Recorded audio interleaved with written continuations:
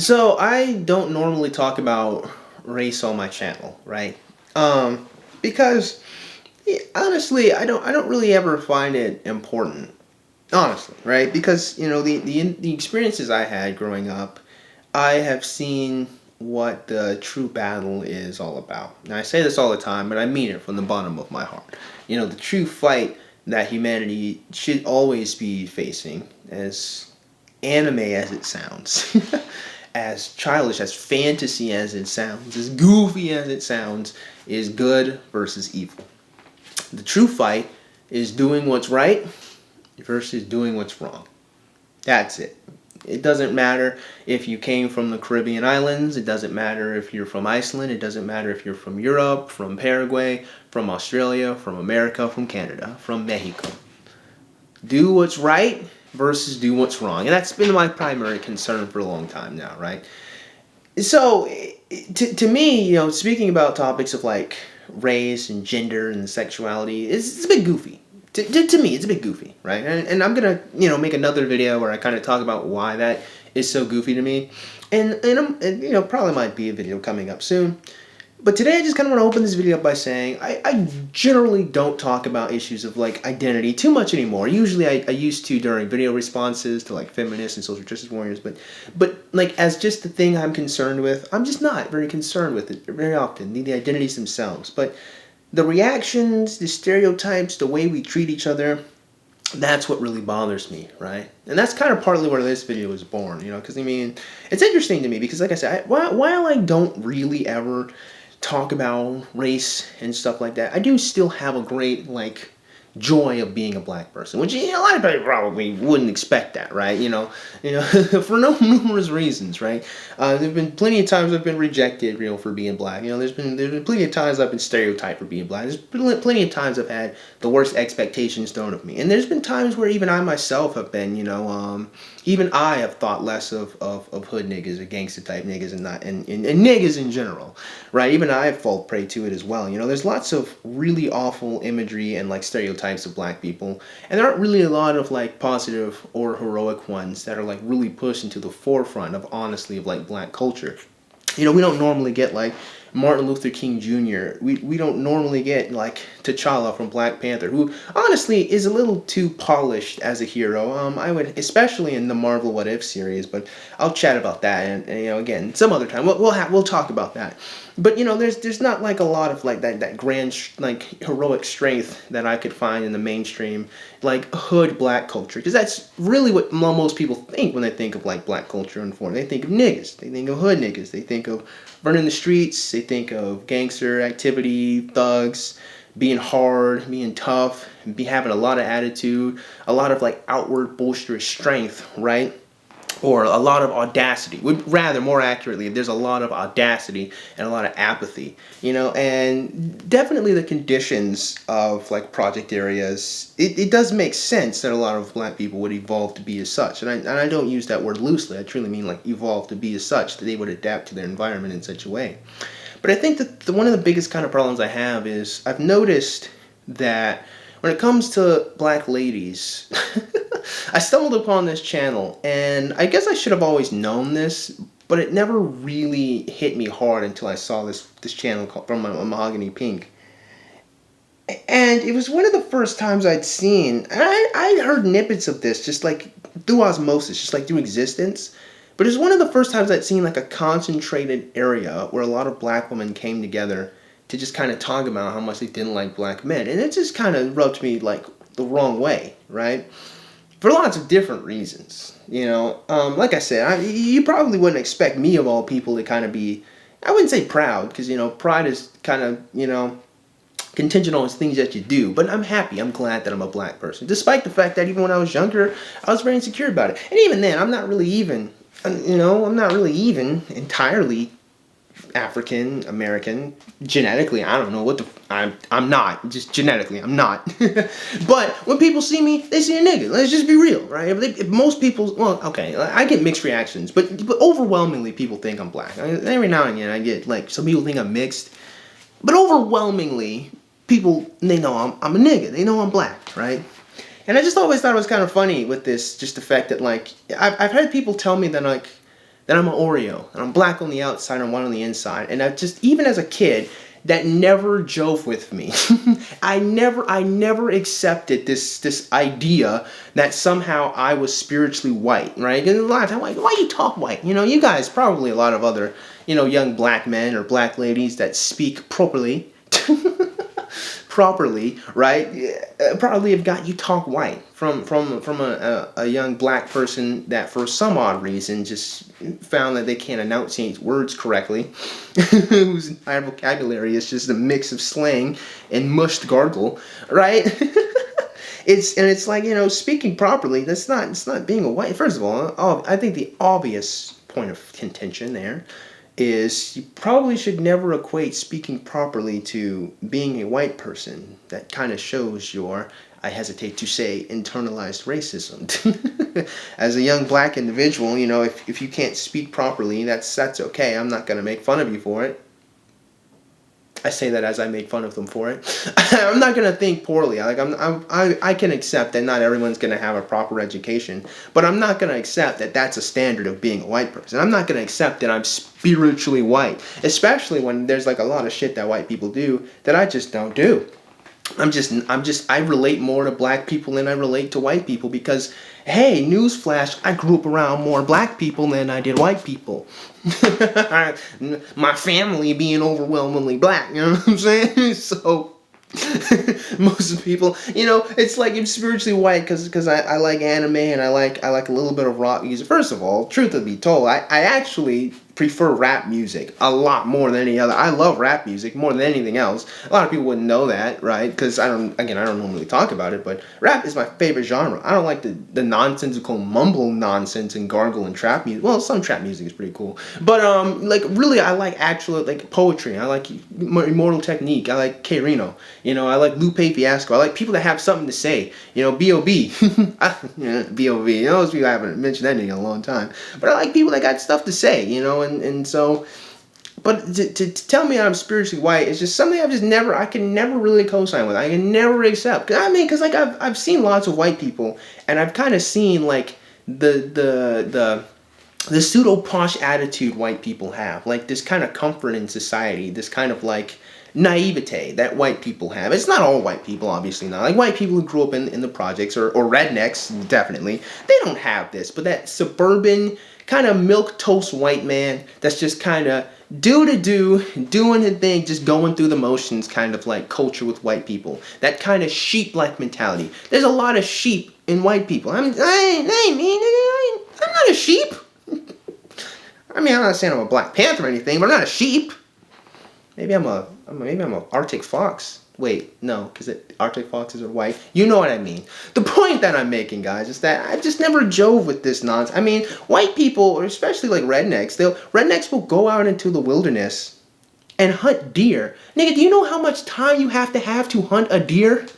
Like, niggas don't do that. Niggas don't go. Well, I don't know. There are a couple of family members I saw who hunted a boar in Alabama. So maybe niggas do that. I don't know. Maybe niggas out in the country do that, but I don't know. It's just I've never drove with it, and so this is a long preamble to what I'm really talking about. I actually really came here to kind of speak on the black ladies that kind of don't like black men, like the Mahogany Pink crowd. Okay, so I kind of struggle to find like a way to really address her video.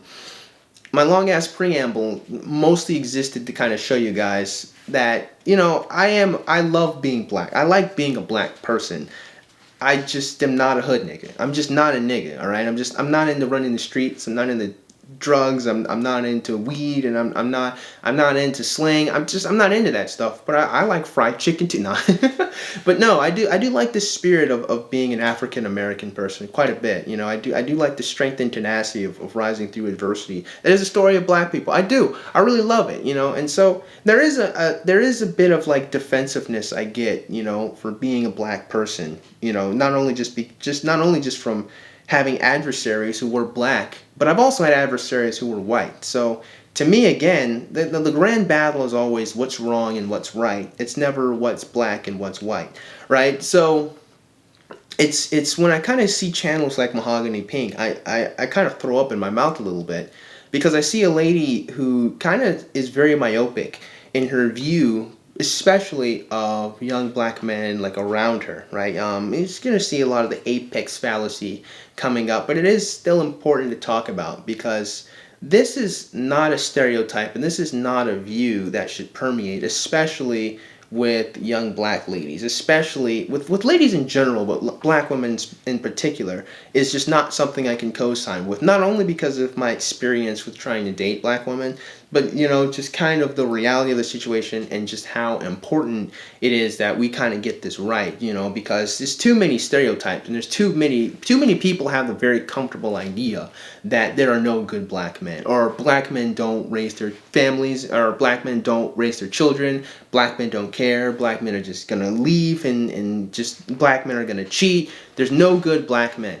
And it just kind of is oftentimes rubbed me the wrong way, because if you ever look at the type of black men that they're talking about, it's always niggas. Always pants sagging, weed smoking niggas. Gang banging niggas. It's all, and the thing that always rubs me, it's always like, listen fam, again, wrong, right. Are these people doing the right thing? That the in and out of prison, thieving, stealing, gangbanging niggas? Or do you want a nice, kind, well-to-do black guy that actually stayed in school and okay. We're gonna get to it in a little bit, right? Because again, every time I see it, every single time, I never see a nice, well-to-do young black man and is the poster child of not being in his child's life. It's always a nigga. So with that long ass preamble, let's start chatting about Mahogany Pink's nonsense. Just briefly. I can't go over her whole video because it's like 20 minutes long, but just a couple of snippets. Ever since you were a little girl, you've been seeing images of black love on the TV screen that looked like this, or this, or this. But in reality, black love has always looked a little more like this. Extra aggressive. Yo, you look punch you, yo, like for real. Are you kidding me? You are the fuck. Investigators say after killing Kenyatta, O'Neill brutally murdered his 9-year-old daughter, Ranivia, and tried to stab to death his 8-year-old son, also named Ronnie, before setting him and the house on fire. Opens up with this is what I'm talking about, right? This is what I'm saying, bro. Her video opens up with the montage of niggas. Not nice young black men who may be a little bit more of the Poindexter variety. Not the young black men, not Andre the black nerd. Yeah, not this nigga. Not Andre, right? How does her video open up? Her video, she doesn't open up with talking about Jack's Blade. Come on. That's not how she opened her video up with. Some nigga on Maury, right? And some nigga that killed his family, unfortunately. And some nigga that would, on literally being recorded, would jump up and try to strangle the woman, and then other niggas just gonna watch the shit. Like, I would love to know the context there, where we just sit there and just watch a lady get strangled. Like what did she do wrong? I really want to know. Like, why did you guys just like let the nigga? Anyhow. Anyway, which by the way, a lot of people, let me just pause to say this, fam. I'm gonna be honest with you. Call it wishful thinking, call it me being a little too heroic, a little too, I guess into anime. But if anybody, male or female, has someone jump up and strangle them while there's a bunch of cameras around, maybe people should move to like stop it. Maybe that's not being a fucking simp. Maybe that's just being a good human. I don't just, let's continue. Fire. In case you didn't know, sociologists that have studied the decline and dysfunction of the Black American family are for the most part in agreement. The model of exclusive Black love, that is to say, a culture where Black people in America will only make themselves romantically available to other Black people in America, is unsustainable. Specifically, Black women's collective decision to make themselves exclusively available to Black men is unsustainable.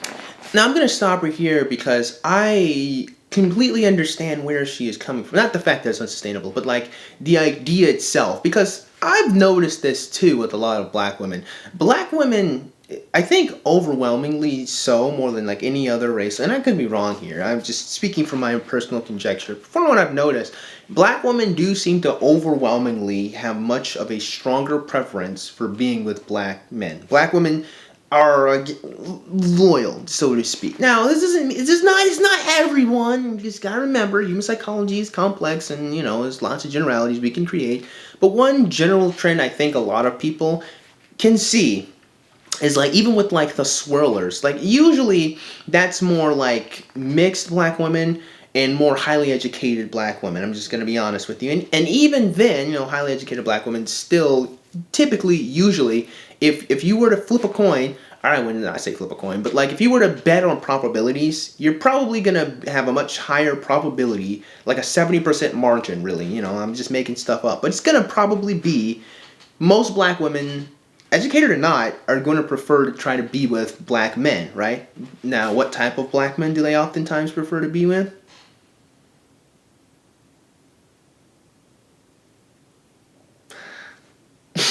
Well, short answer, there aren't enough marriageable hetero black men to meet the demand of marriageable hetero black women.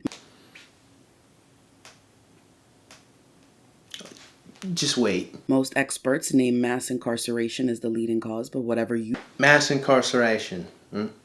Now, I remember one of the last few times I talked about race on my channel, it was actually a video response I did to Rage After Storm, and I just kind of made a mix mash of like data that probably isn't really truly reflective of reality, but absolutely reflective of a strong point. And that is, if you were to take, let's just say, 18 to 45 age young black men, right? And you were to compare that population of young black men who aren't incarcerated with young black men who are incarcerated in between that age bracket, you will find, overwhelmingly so, most black men aren't fucking incarcerated. As in, when I say most, I'm not talking about 70%. I'm not talking about 90%. I'm talking about 99, probably 0.5%. Meaning 0.5%. Not even, you probably could not even find 1% of the population of young black males are not incarcerated. If you, and I would challenge any of you, just go try to find that statistic. You probably wouldn't be able to find it. So you'd have to create it.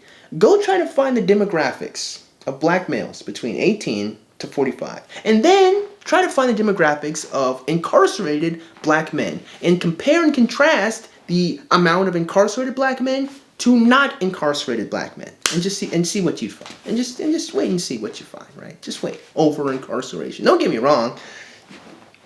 I find it, the concept of overrepresentation to be a bit is contentious. In fact, I would have to talk about it some other time. But again, just to challenge yourself, dear viewer, just go see if you can find that information and come back and see what percentage that is. Because I would bet $200 you wouldn't get to 1%. And even if you did get to 1%, you do still recognize that would mean that 99%.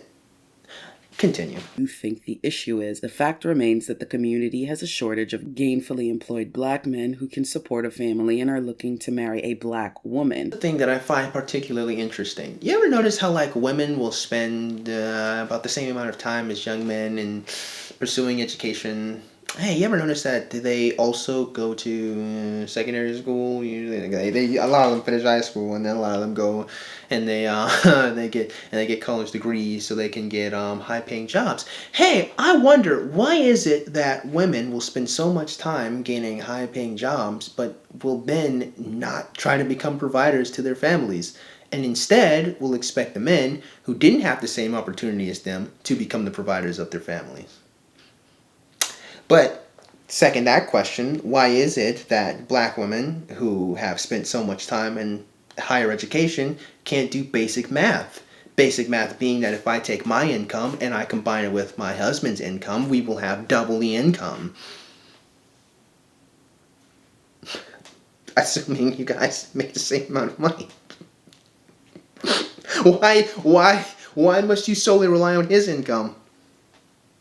I mean, you spend all this time in higher education. I'm just wondering. I'm just asking. Just why can't you just combine the income? Why would you rely solely on the income of one human being, especially not only just during a recession, but also in a social environment that doesn't even encourage males to seek higher education, to seek these jobs? I'm just asking. I'm just wondering.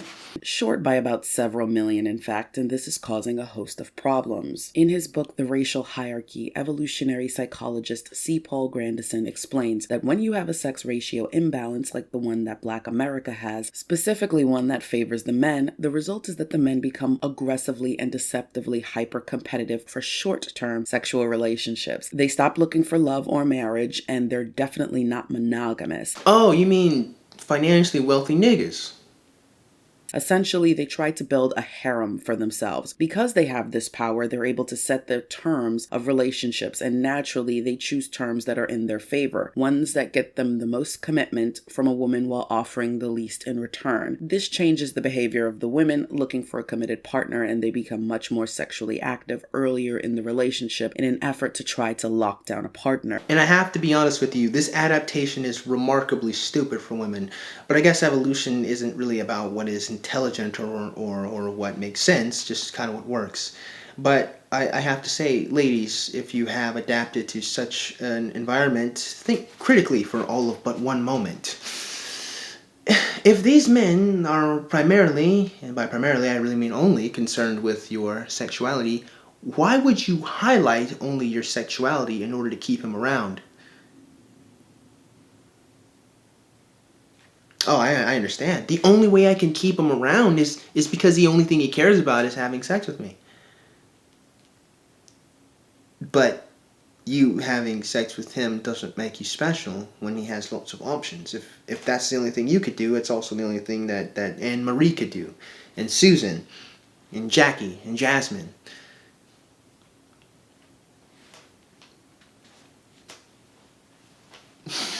Come on, ladies, think. Does that make sense? Does that really make sense? Think. It's not illegal yet. You can think as much as you want. The government can't stop you from thinking for all of 15 seconds. For the people who didn't understand the point I was making, essentially, you can't use casual sex or hypersexuality to lock down an individual whose only concern is casual sex and not being committed. You cannot make someone committed to you with sex if they only want non-committed casual sex. Just in case you guys didn't recognize what I was trying to put on the table. Now, of course, individuals who are privy to, or you say the red pill, black pill manosphere, kind of all understand this apex fallacy, or this harem hypergamous nature of women. To people like us, who've kind of privy this content for the last couple of years, this kind of isn't new information. I do find it particularly interesting that our friend Mahogany Pink displays it as new information, but she also does not really display it as a criticism of women or a criticism of the culture in general. Of course, also, we must address that her entire premise here exists on a gigantic flaw of reality, and that flaw being that women's only option is the apex nigga. And it's not. Additionally, a woman may see a man who's already in a committed relationship and try to take that man for herself out of desperation. Grandison also goes on to say that these men who are spoiled with more options than they should have take a longer time to commit to their partners, express more dissatisfaction with their partners, are more likely to cheat on their partners, and more likely to abandon their partners. He says that he believes that there would be fewer divorces and fewer illegitimate children if the sex ratio imbalance wasn't so great because, well, the men would be more loyal. Or maybe young ladies should date men that are just loyal. Now, I think I'm going to probably end the video here. Mostly because I kind of wanted to show you guys what we're dealing with. And also I wanted to explain why I don't particularly chat about race all that much, despite the fact that I actually I like black people in general. I'm not a fan of niggas, but I love black people. I really love black people because honestly, the truth of the matter is, if you spend a lot of time with black people, you're going to find a lot of black people are friendly. Some of them are kind of rough at first, rough exteriors, but there's a lot of sweet, beautiful black people, just in general. People who are kind, people that want to offer you wisdom and want to be there. Some people who are funny. There's a lot to being a black person. That audacity that a lot of black people have doesn't always have to be channeled into something bad and awful and negative. You know, seeing the streetwise punk kid, you know, who's just kind of crappy to everyone isn't the same as seeing a funny, boisterous, loud uncle that tells lots of funny jokes. There's so much to our black culture, you know, and I don't even think I can do a great job of articulating how beautiful it is. But for as much good, there is evil. And that's why I always say, when it really comes down to it, it's good versus evil. Because I can acknowledge that there are lots of wonderful black people in the world. But I can also acknowledge there are lots of bad black people in the world. What's important is recognizing that and not making these stupid generalities or not going up to the apex and believing that this is the woe and this is the plight of black women. Because honestly, it's not. The woe of young black ladies is not the fact that most of the niggas who are worth anything, apparently, in her estimation, is the same woe and problem that lots of women are having. And that is the fact that they all give it up to Chad and Tyrone and believe that this is their only option and they have to cheat and attach themselves to heroines, when in reality, they could just pull the resources of one man that is good and righteous and tries to do what's best. Because let's be friggin' honest here. Are we honestly dealing with mass incarceration on a scale where there's just all of the black men are in prison? No, no, no, no, no, no, no, we're not.